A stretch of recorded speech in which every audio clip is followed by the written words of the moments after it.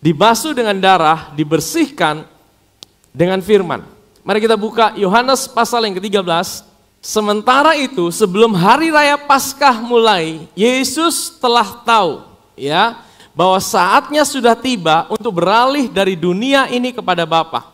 Sama seperti ia senantiasa mengasihi murid-muridnya, demikianlah sekarang ia mengasihi mereka sampai kepada kesudahannya. Ayat yang kedua, mereka sedang makan bersama dan iblis telah membisikkan rencana dalam hati Yudas Iskariot, anak Simon, untuk mengkhianati dia. Ayat yang ketiga, Yesus tahu bahwa Bapanya telah menyerahkan segala sesuatu kepadanya dan bahwa ia datang dari Allah dan kembali kepada Allah. Lalu bangunlah Yesus dan menanggalkan jubahnya. Ia mengambil sehelai kain lenan dan mengikatkannya pada pinggangnya. Kemudian ia menuangkan air ke dalam sebuah basi dan mulai membasuh kaki murid-muridnya, lalu menyekanya dengan kain yang terikat pada pinggangnya itu. Maka sampailah ia kepada Simon Petrus, kata Petrus kepadanya, Tuhan, engkau hendak membasuh kakiku? Jawab Yesus kepadanya, apa yang ku perbuat, garis bawah ini saudara ya, apa yang ku perbuat engkau tidak tahu sekarang, tapi engkau akan mengertinya kelak. Ayat yang ke-8, kata Petrus kepadanya, engkau tidak akan membasuh kakiku sampai selama-lamanya. Jawab Yesus, jikalau aku tidak membasuh engkau, engkau tidak mendapat bagian dalam aku. Ayat 9, kata Simon Petrus kepadanya, Tuhan, kalau gitu jangan hanya kakiku saja, tapi juga tangan dan kepalaku. Kata Yesus kepadanya, barang siapa telah mandi, ia tidak usah membasuh diri lagi selain membasuh kakinya, karena ia sudah bersih seluruhnya. Juga kamu sudah bersih, hanya tidak semua. Sebab ia tahu siapa yang akan menyerahkan dia, karena itu ia berkata, tidak semua kamu bersih. Sesudah ia membasuh kaki mereka, ia mengenakan pakaian dan kembali ke tempatnya, lalu ia berkata kepada mereka, mengertikah kamu apa yang telah kuperbuat kepadamu? Kamu menyebut aku guru dan Tuhan, dan katamu itu tepat sebab memang akulah guru dan Tuhan. Jadi jikalau aku membasuh kakimu, aku yang adalah Tuhan dan gurumu, maka kamu pun wajib saling membasuh kakimu. Sebab aku telah memberikan suatu teladan kepada kamu, supaya kamu juga berbuat sama seperti yang telah kuperbuat kepadamu.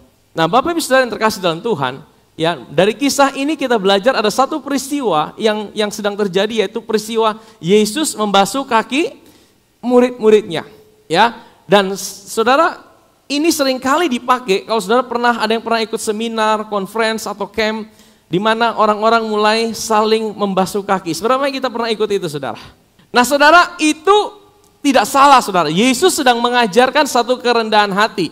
Dan itu tidak salah sebenarnya. Tapi saudara, kalau saudara baca sungguh-sungguh di ayat yang ke-7, ya, tadi dikatakan apa? Jawab Yesus kepada Petrus, apa yang kuperbuat engkau tidak tahu sekarang. Kalau Yesus cuma sekedar mengajarkan tentang kerendahan hati, kira-kira Petrus tahu tidak? Dia yang adalah guru, Tuhan, dan dia melayani. Kira-kira Petrus tahu tidak kalau Yesus cuma ajarkan tentang kerendahan hati? Tahu. Tapi kenapa Yesus berkata, apa yang aku perbuat sekarang, engkau tidak tahu. Tapi engkau akan mengertinya apa? Kelak. Berarti ada sebuah rahasia yang ada di balik kisah ini, saudara. Bukan hanya soal kerendahan hati. Dan ini yang mau saya sampaikan buat kita pagi hari ini. Kita mengerti ada sebuah rahasia di balik kisah yang ada di balik pembasuhan kaki, dan ini bisa kita praktekkan, kita ambil buat kehidupan kita, dan goalnya adalah ketika saudara tahu ini, saudara bisa praktekkan ini, dan engkau akan mengalami kemenangan demi kemenangan dalam perjalanan hidup saudara. Amin. Nah, saudara, kita akan mulai dari ayat yang pertama, ya. Saya akan jelaskan pelan-pelan, saudara, ya. Sementara itu sebelum hari Paskah mulai, Yesus telah tahu bahwa saatnya sudah tiba untuk beralih dari dunia ini kepada Bapa. Katakan, Yesus telah tahu. Ya.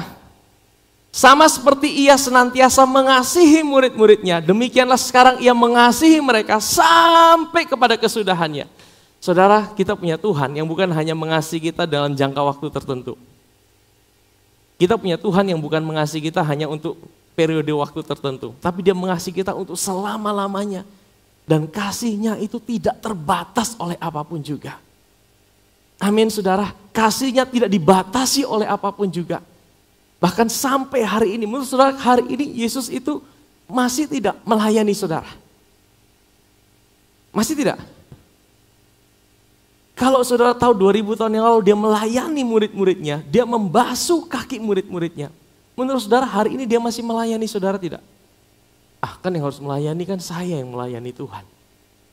Tapi saya mau bilang saudara, kalau saudara tidak biarkan diri saudara dilayani oleh Tuhan, saudara tidak bisa melayani Tuhan dengan benar. Kalau saudara tidak biarkan diri saudara dilayani oleh Tuhan, saudara tidak bisa melayani Tuhan dengan benar. Saya mau bilang, bahkan ketika saudara duduk hari ini, Tuhan sedang melayani saudara.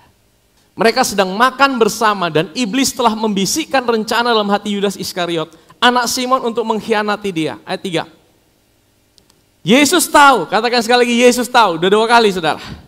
Apa yang Dia tahu? Bahwa Bapaknya telah menyerahkan segala sesuatu kepadanya, dan bahwa Ia datang dari Allah dan kembali kepada Allah. Ini kata kuncinya saudara. Yesus tahu. Saudara, Dia tahu Dia dari mana dan Dia tahu Dia akan kemana. Saudara, ini juga yang perlu kita pegang dalam hidup ini.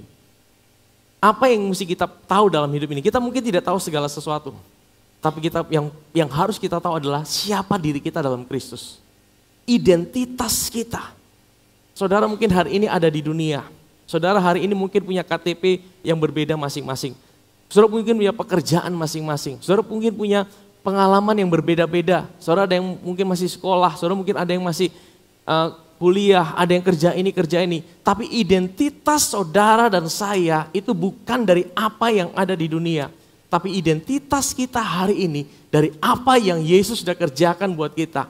Saudara tahu hari ini firman Tuhan bilang kita telah didudukkan bersama-sama dengan Dia di tempat yang tinggi. Jauh lebih tinggi dari segala sesuatu. Kita harus tahu siapa diri kita. Kita harus tahu identitas kita yang sesungguhnya.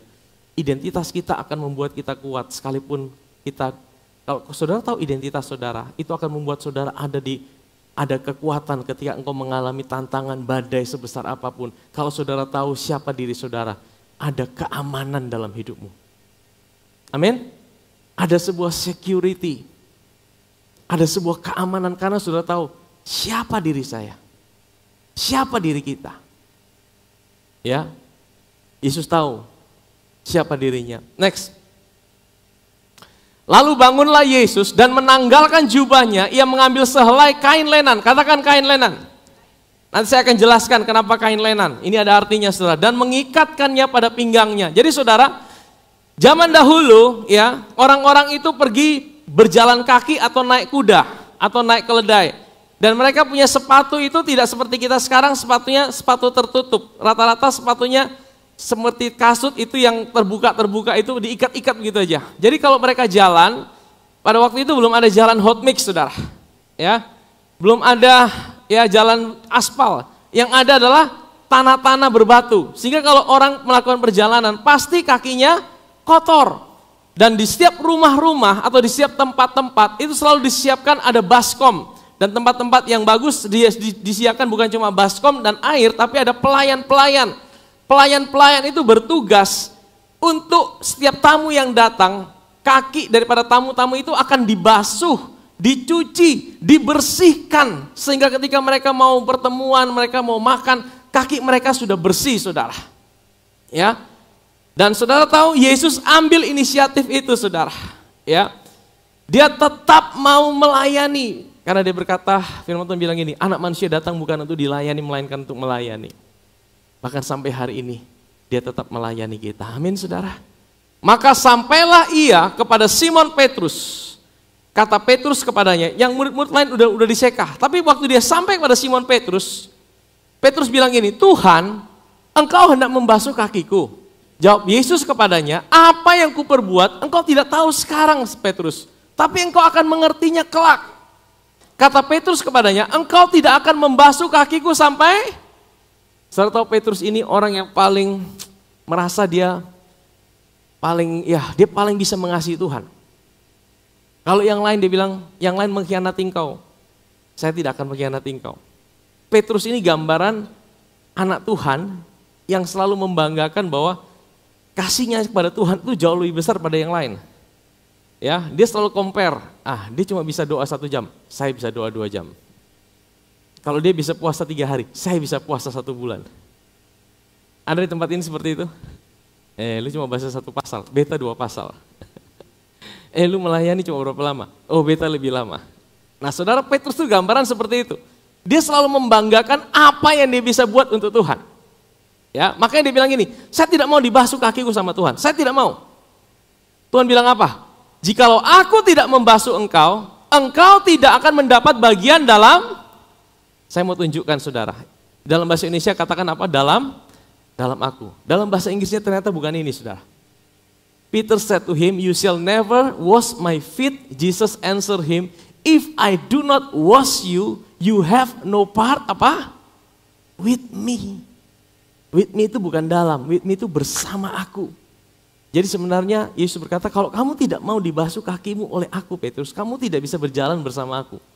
Ayat 9, kata Simon Petrus kepadanya, Tuhan kalau gitu jangan cuma kakiku saja, tapi juga tangan dan kepalaku, mandi sekalian.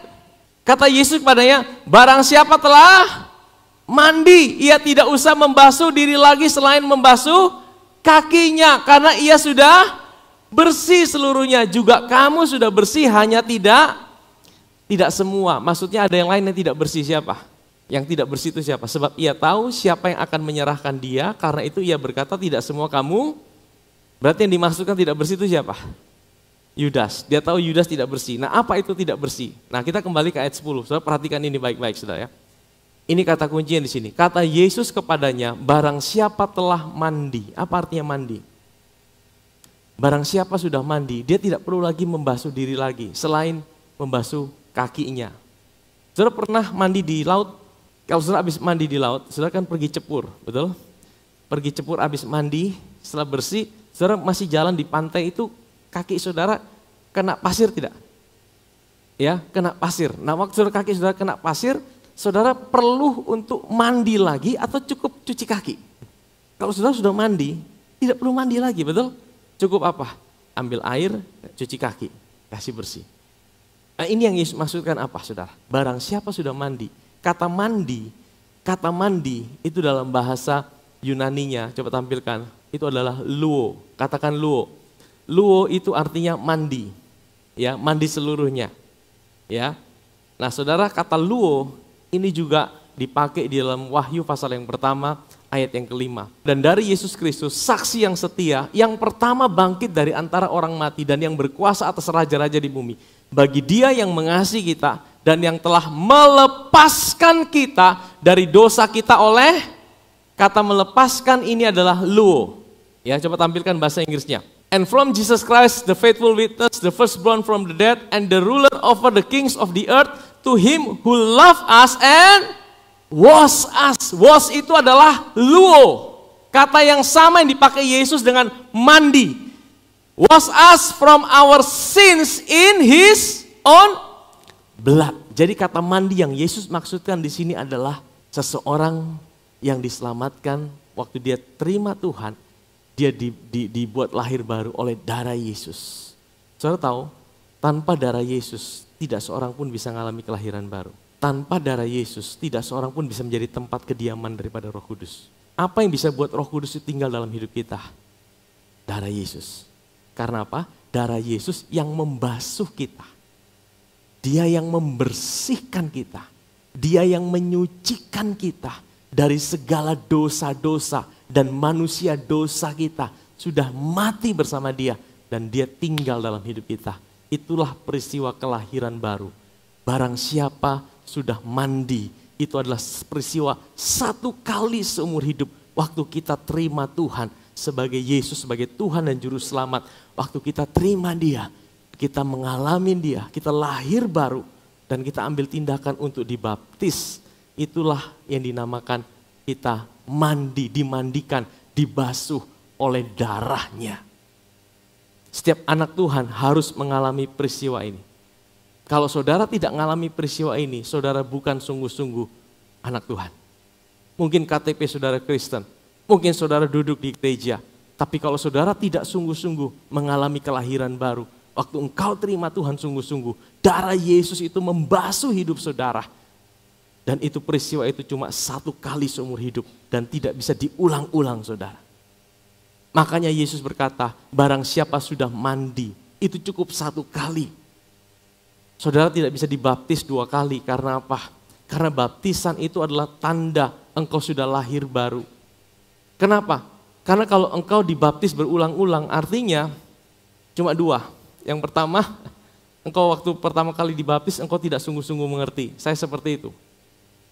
Waktu saya pertama kali dibaptis, saya tidak sungguh-sungguh mengerti, saya cuma ikut-ikutan. Sehingga waktu saya sungguh-sungguh ngalamin Tuhan, saya tahu saya lahir baru, saya ambil keputusan untuk dibaptis. Karena baptisan itu adalah tanda pertobatan orang mengalami kelahiran baru. Amin saudara. Jadi kalau saudara belum sungguh-sungguh mengerti, jangan ikut-ikutan dibaptis. Baptisan itu adalah tanda pertobatan. Engkau ngalamin Tuhan, engkau ambil keputusan. Dan kalau engkau sudah dibaptis, baptisan itu tidak perlu diulang.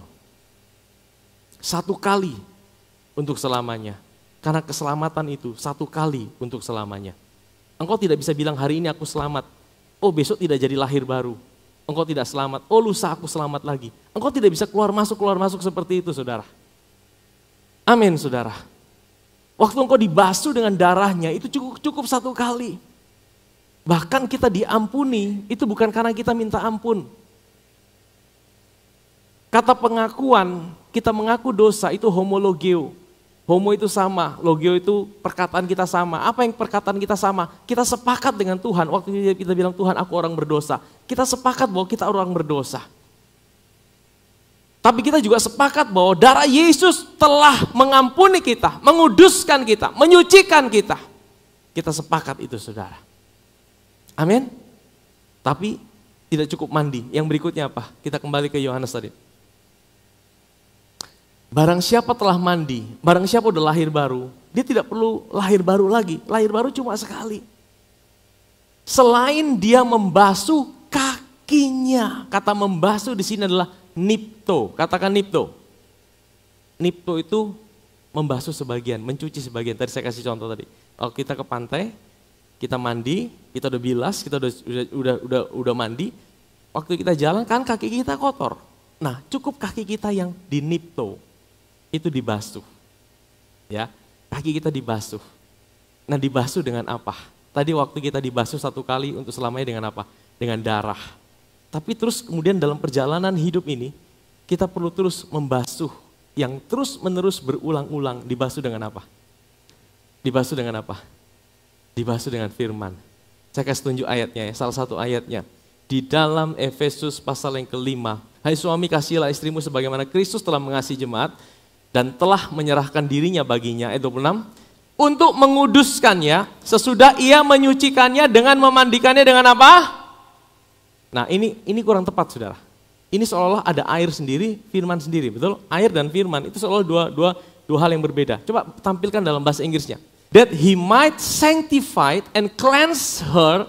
Kenapa her? Karena kita semua ini di mata Tuhan itu kita semua wanita. Saudara mau punya kumis setebal apapun. Kalau saudara jemaat, saudara orang percaya, saudara di mata Tuhan, saudara seorang wanita. Amin. Karena hanya satu laki-laki, yaitu Yesus Kristus Tuhan. Amin. Ya, makanya pernikahan kita di bumi ini cuma sementara. Karena di surga tidak ada pernikahan. Di surga kita hanya punya satu orang mempelai pria, yaitu siapa? Yesus. Ya. He might sanctify and cleanse her, cleanse jemaat Tuhan, with the washing of water, yaitu apa? By the word. Jadi dibasuh dengan air, yaitu apa? Firman. Bukan water and word. Water by the word. Jadi saudara, satu kali kita dibasuh dengan darahnya, itu kita lahir baru. Tapi tidak cukup sampai di situ, karena kita masih hidup di dunia. Kita masih berjalan di dunia, amin saudara. Kita masih melangkah di dunia, kita masih ada di dunia. Kita perlu terus dibasuh, tapi bukan lagi dibasuh dengan darahnya yang membuat kita lahir baru lagi. Tapi kita perlu terus menerus dibasuh dengan firman. Ya, kita perlu terus menerus hidup kita dibasuh dengan firman. Amin saudara. Makanya waktu saudara duduk hari ini, datang ke gereja, mungkin saudara dengar saya yang menyampaikan firman.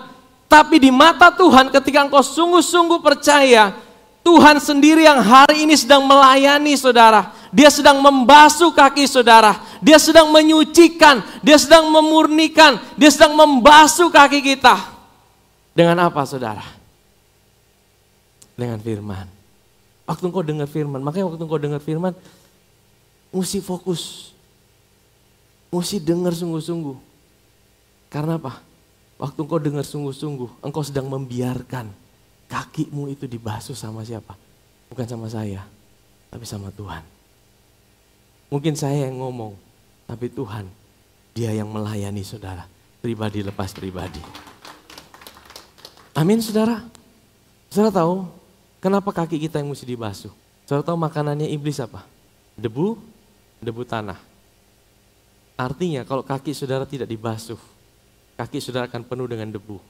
Dan kalau kaki saudara penuh dengan debu, itu akan jadi makanannya siapa? Makanannya iblis. Kaki ini adalah tempat kekuatan, kita bisa berjalan. Kalau kita berjalan, kita tidak kuat, kita akan sempoyongan, betul? Kenapa kita sempoyongan? Karena tanpa sadar, kita sedang kasih iblis makanan yang ada di kaki kita. Air yang bagaimana yang akan membasuh kaki kita, saudara. Sehingga engkau tidak biarkan kakimu dipenuhi debu. Dipenuhi debu sehingga kakimu menjadi makanan daripada iblis. Engkau jalan tidak kuat, engkau menghadapi tantangan, engkau lemah dalam hidup ini. Karena apa? Karena tanpa sadar ada makanan iblis di kaki saudara. Amin. Mari kita lihat di dalam perjanjian lama. Di dalam kitab Bilangan pasal 19. Saya akan membawa kita melihat ada satu ritual yang ada di dalam kitab Bilangan, yaitu tentang pentahiran. Saudara perhatikan, ada korban-korban yang diperintahkan Tuhan untuk dilakukan oleh orang Israel. Ada 5 macam korban, kalau saudara baca, itu semua di kitab Imamat. Itu semua di kitab Imamat, korban keselamatan, korban penghapus dosa, korban bakaran. Ya, saya pernah share di tempat ini juga. Ada 5, saudara baca di kitab Imamat. Tapi kenapa ada satu korban itu tiba-tiba seperti lari sendiri, dan itu ada di kitab Bilangan. Ya, nah saudara tahu kitab Bilangan itu bahasa Inggrisnya Numbers, tapi sebenarnya bahasa aslinya itu adalah Bamidbar. Bamidbar, katakan Bamidbar. Bamidbar itu artinya in the wilderness, di padang gurun. Kitab orang Israel yang sedang ada dalam perjalanan. Sedang ada dalam perjalanan. Nah, saya akan bawa kita melihat apa hubungannya membasuh kaki dengan kitab ini, saudara, di persembahan ini. Mari kita buka Bilangan pasal yang ke-19. Bilangan 19, kita akan lihat ayat pertama sampai ayat yang ke-6. Tuhan berfirman, judulnya adalah air pentahiran. Tuhan berfirman kepada Musa dan Harun, inilah ketetapan hukum yang diperintahkan Tuhan dengan berfirman, katakanlah kepada orang Israel, supaya mereka membawa kepadamu seekor lembu betina merah yang tidak bercela. Hari ini saudara, orang Israel, mereka cari sungguh-sungguh lembu ini, diternakkan saudara. Kalau saudara cari di Google, mereka bikin peternakan lembu merah. Karena mereka sedang mempersiapkan bait Allah yang ketiga. Ya, dan mereka udah dapat ini lembu merahnya, udah diternakkan, udah siap saudara. Ini artinya bahwa tanda-tanda zaman udah semakin dekat. Tuhan itu sudah mau datang saudara. Karena mereka udah siap, lembu merahnya sudah ada. Saudara boleh cari di Google, itu ada. Lembu merahnya ada, tapi nanti saja di rumah ya, jangan sekarang. Mereka disuruh bawa lembu betina merah yang tidak bercelah, yang tidak bercacat, yang belum pernah kena kuk. Ini gambaran dari siapa? Yesus. Yesus yang tidak bercelah, Yesus yang tidak bercacat, Yesus yang tidak pernah kena kuk. Artinya saudara, kalau kita melihat Yesus adalah pribadi yang sempurna. Di dalam dia tidak ada dosa, dia tidak pernah lakukan dosa, dia juga tidak pernah mengenal dosa. Dia pribadi yang sempurna. Ini gambaran daripada Yesus. Ayat yang ketiga. Dan haruslah kamu memberikannya kepada Imam Eleazar, maka lembu itu harus dibawa keluar tempat perkemahan. Ini gambaran Yesus waktu dia disalib di luar perkemahan. Lalu disembelih di depan imam. Kemudian Imam Eleazar harus mengambil dengan jarinya sedikit dari darah lembu itu. Lalu haruslah ia memercikkan sedikit ke arah sebelah depan kemah pertemuan sampai 7 kali. Gambaran kesempurnaan. Jadi waktu lembu itu disembelih, lembu merah, darahnya diambil, darahnya dipercikkan saudara. Ya, ayat yang kelima, sesudah itu haruslah lembu itu dibakar habis. Katakan dibakar habis. Apa artinya dibakar habis? Kalau saudara bakar sesuatu yang membuat dia sampai tidak bisa dibakar lagi itu ketika dia sudah jadi apa? Abu, betul? Artinya abu itu adalah bentuk terakhir dari sebuah pembakaran. Tidak ada lagi yang bisa dilakukan dengan abu. Kalau sudah jadi abu, mau bakar seperti apapun tetap abu. Apa artinya tadi? Lembu merah gambaran dari apa? Yesus. Yesus dibakar sampai habis. Ini bicara tentang apa? Karya Kristus di atas kayu salib. Itu sudah final. Sudah selesai, tidak ada yang bisa saudara tambahkan untuk karya Kristus. Amin saudara. Waktu Yesus naik di atas kayu salib dan dia berkata, sudah selesai, itu sungguh-sungguh sudah selesai. Waktu dia berkata, aku sudah menyembuhkan engkau, itu sungguh-sungguh dia sudah lakukan. Waktu dia berkata, aku sudah mengampuni segala dosamu, itu sungguh-sungguh dia sudah lakukan. Waktu dia berkata, aku sudah menyelamatkan hidupmu, itu sudah final dan dia sudah lakukan itu. Tidak ada yang perlu kita tambahkan kepada karyanya yang sempurna itu. Amin saudara. Nah terus apa hubungannya dengan air itu saudara? Dan imam haruslah mengambil kayu aras, hisop, kain kirmisi, ini benda-benda yang mahal yang bagus-bagus. Dan melemparkannya ke tengah-tengah api yang membakar habis. Jadi waktu lembu itu dibakar, jadi abu, bukan cuma lembunya, tapi ada kayu, ada hisop, ada kain kirmisi. Ini semua apa? Ada satu hal yang gambaran keindahan. Jadi karya Kristus yang udah selesai itu semuanya berbicara tentang keindahan karya Kristus. Ya, waktu dia di atas kayu salib, dia udah menyelesaikan segala sesuatu buat hidup saudara dan saya. Amin saudara.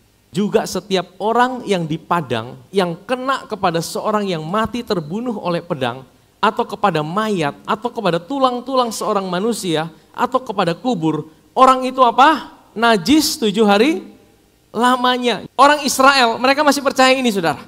Makanya saudara tahu, di depan gerbang Golden Gate, itu dibangun kuburan-kuburan, ditaruh kuburan-kuburan. Karena apa? Karena mereka tahu orang Yahudi itu takut sama mayat. Jadi waktu Yesus datang, Yesus tidak bisa datang. Karena apa? Di depan ada kuburan banyak. Tapi dia tidak tahu, Yesus datang itu Bukit Zaitun terbelah 2, saudara. Dia langsung masuk, saudara. Mereka pikir, kan kitab Yahudi bilang orang Yahudi takut mayat kan. Nah, sampai hari ini saudara. Tapi saudara, ini sebenarnya cuma gambaran. Tahukah kita setiap hari kita berjumpa dengan kematian? Kematian yang bukan hanya bicara tentang fisik. Kematian yang bicara tentang apa? Mungkin kau dengar berita-berita negatif. Tanpa sadar engkau baca berita-berita negatif. Engkau sedang menjamah kematian. Tanpa sadar engkau dengar kata-kata yang menghancurkan. Engkau sedang menjamah kematian. Kadang-kadang tanpa sadar.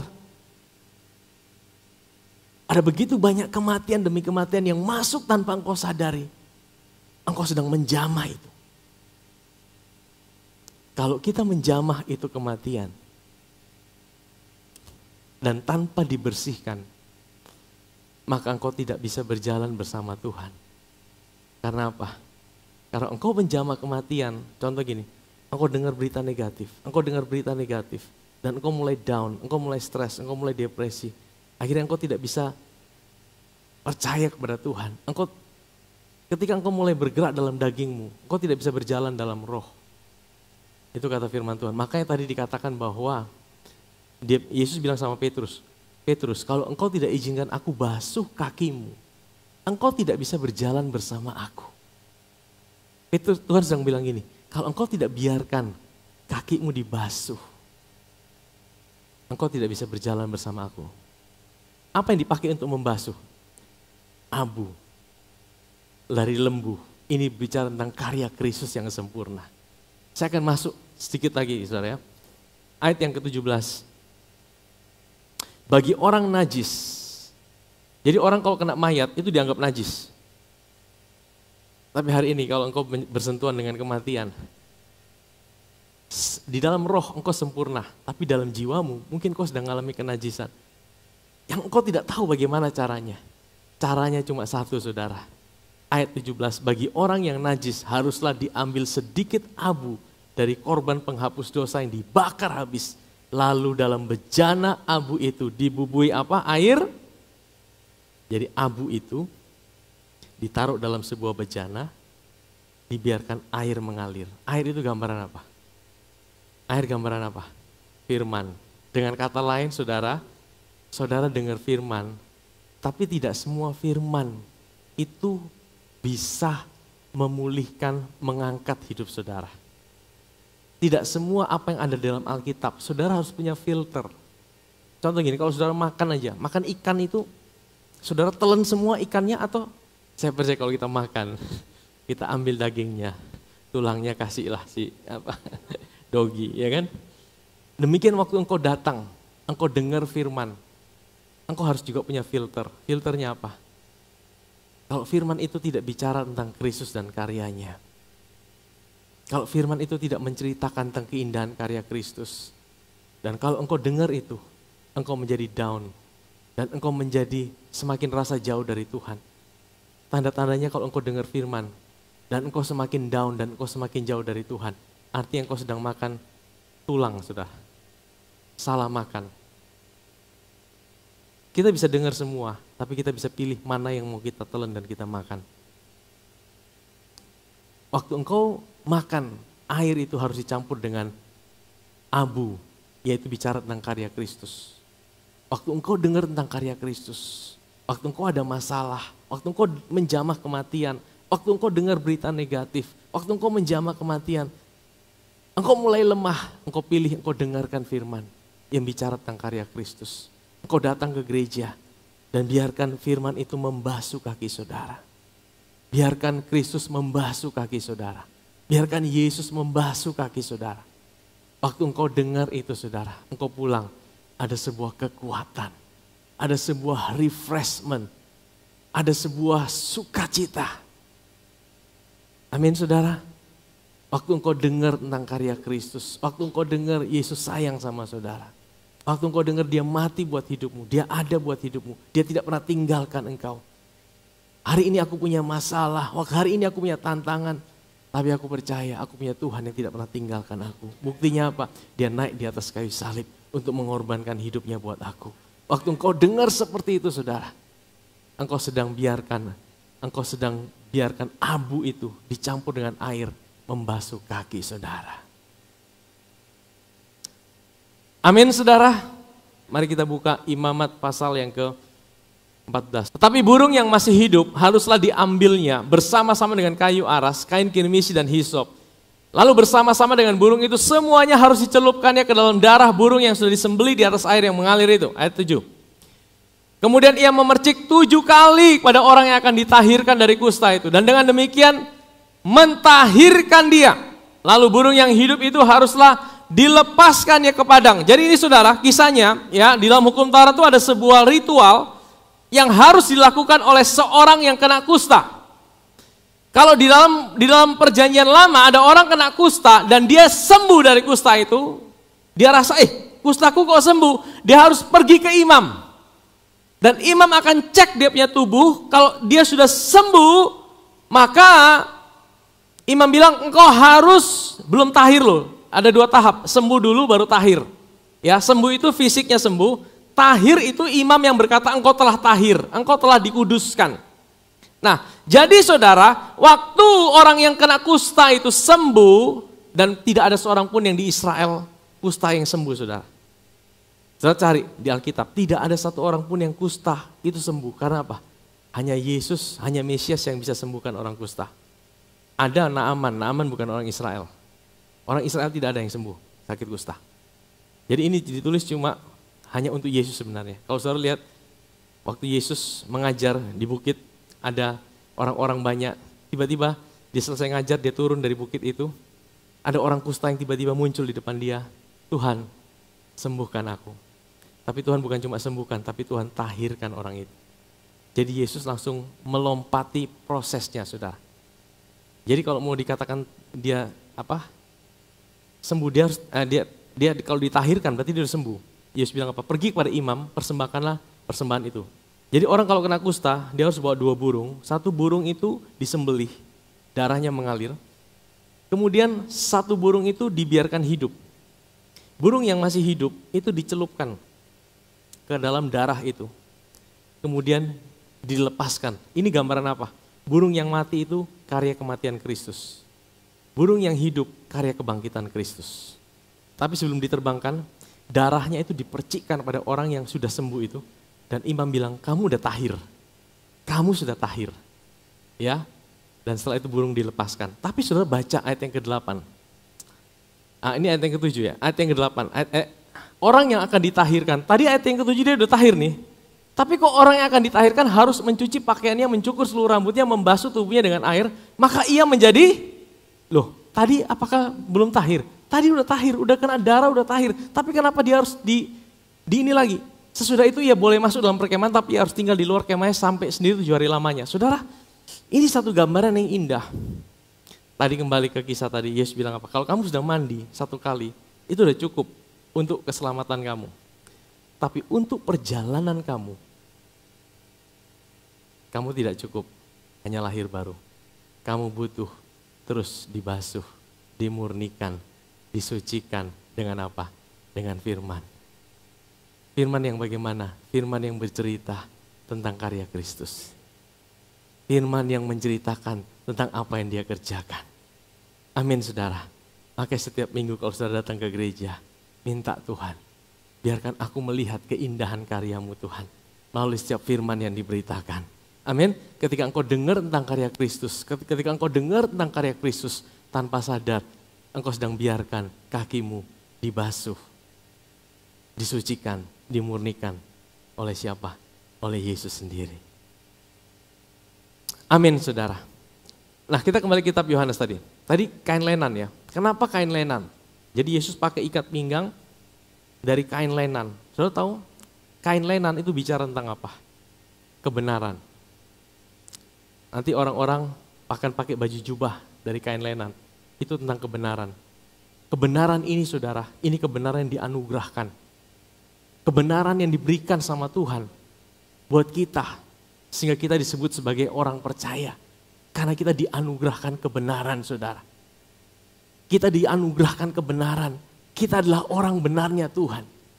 Saudara tahu, Yesus waktu dia basuh kaki murid-muridnya, dia selalu menutup dengan, dia bersihkan, dia keringkan dengan kain lenan. Ini gambaran dari apa? Setiap kali firman disampaikan,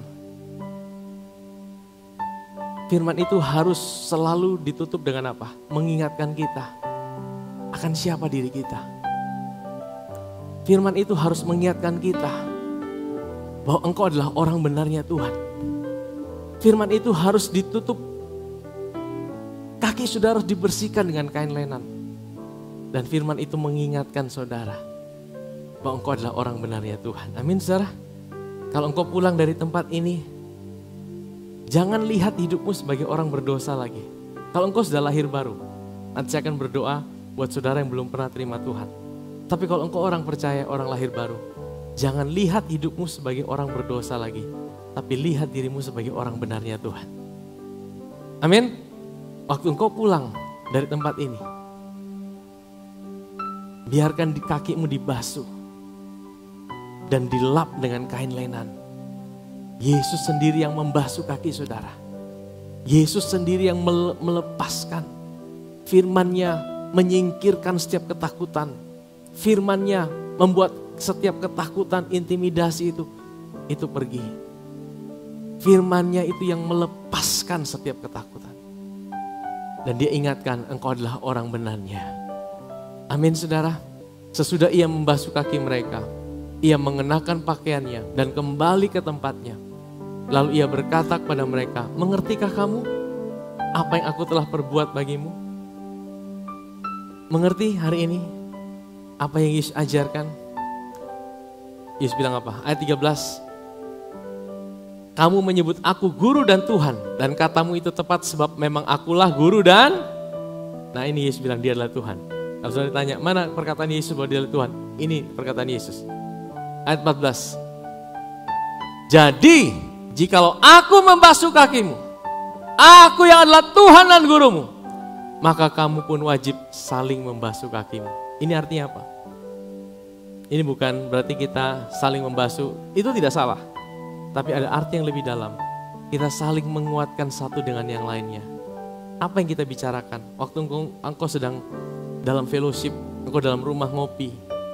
Yang kau bicarakan bukan terus-menerus masalah. Bukan terus tentang hal yang negatif.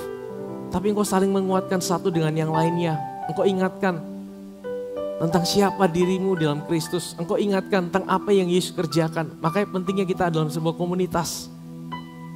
Kita dalam sebuah komunitas yang bukan membuat kita jauh dari Tuhan, tapi membuat kita semakin dekat dengan Tuhan. Kita perlu ada dalam komunitas. Kalau saudara dalam masalah ketemu orang-orang yang negatif, engkau tambah negatif, engkau tambah down. Tapi ketika engkau dalam pergumulan, engkau ketemu dengan orang-orang yang bisa mengingatkan dirimu. Siapa dirimu dalam Kristus? Tuhan sayang sama hidupmu. Tuhan tidak pernah tinggalkan engkau. Dia sudah bayar buat semua apa yang kau butuhkan dalam hidup ini. Dia jadi kesembuhan buat sakit penyakitmu. Saudara tahu? Ini yang Yesus bilang. Ayo saling membasuh kaki. Saling membasuh kaki. Saling mengingatkan.